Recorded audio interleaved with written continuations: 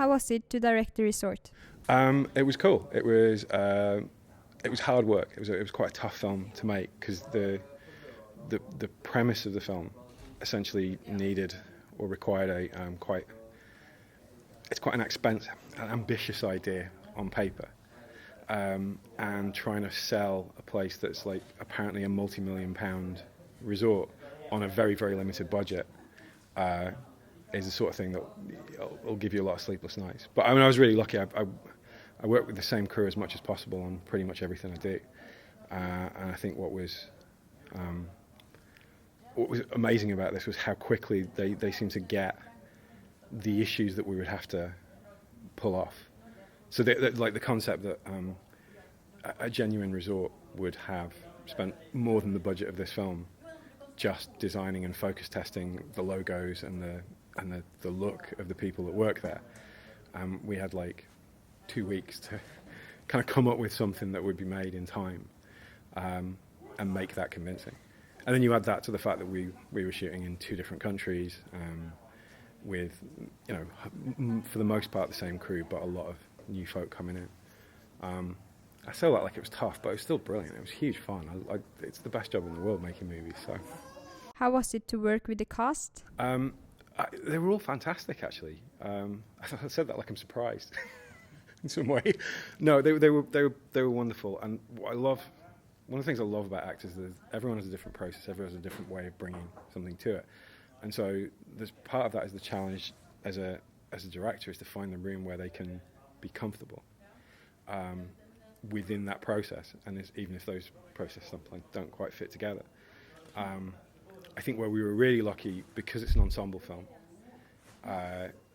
was we managed to find folk that managed to inhabit each character and also bring that little bit of something, because we were trying to tell a world. A lot of the film's about world building, like the fact that unlike most zombie pictures, most contemporary zombie stuff like The Walking Dead or whatever are almost like a kind of version of Lord of the Flies, where it's like, this is what the world's like when we take the rules away. And one of the things I found really appealing about the film was that it wasn't. It was about what we're like, what humanity can be like when it wins, and its arrogance, and the way that it can treat its own people. If we were going to pull that off, because we had quite a short running time, and obviously it's an action-adventure film, and so you need to get through it quite quickly, I needed the cast to be able to do some of that heavy lifting for me in terms of what this world's like. And so each character almost represents a way of reacting to a world 10 years after this kind of apocalypse and the rebuilding. And so they always had to bring a little more that wasn't necessarily in the script, but you just kind of got from the way they inhabited it and some of their actions.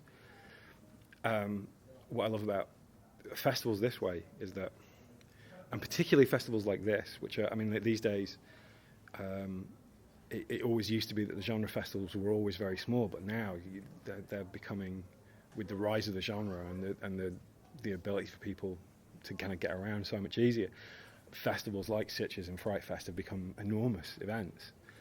And that's great. I love the idea that there are genre festivals that can compete with the so-called major festivals in their scale.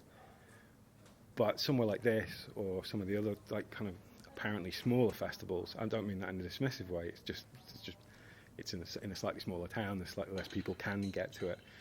They still have that intimacy and immediacy and family-style atmosphere that you don't really get at the larger ones. Like those larger ones, just by their nature, the people are still brilliant. It's just, there's so much there, there's so many movies, there's so many folk there, that it's harder to connect in that way.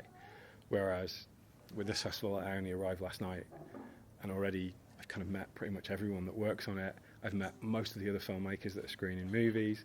I've yet to meet the audience because I don't screen the film yet for another couple of hours, but it's just the atmosphere and the warmth of it, and the idea that people are so open to just seeing something they've not seen before, and like kind of hopefully approaching it in a way that they're not expecting to be impressed necessarily, as it were. They're warm towards the movie from the start. That makes sense. That makes sense.